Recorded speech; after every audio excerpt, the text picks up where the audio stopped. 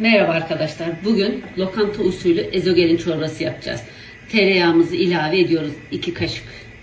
1 yemek kaşığı unumuzu tereyağda güzelce kavuruyoruz. Tereyağımızla unumuz kavruldu. Kuru soğanımızı, 2 diş de sarımsağımızı rendeledik. Onu da biraz kavuralım. 1 yemek kaşığı biber salçası. Tuz, pul biber, nane.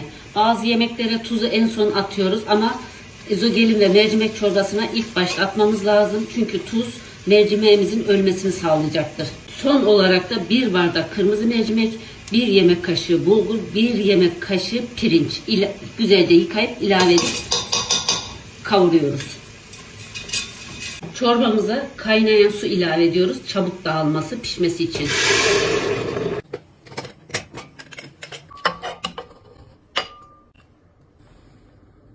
Lokanta usulü ezogelin çorbamız hazır. Nasıl olmuş sizce? Kıvamı,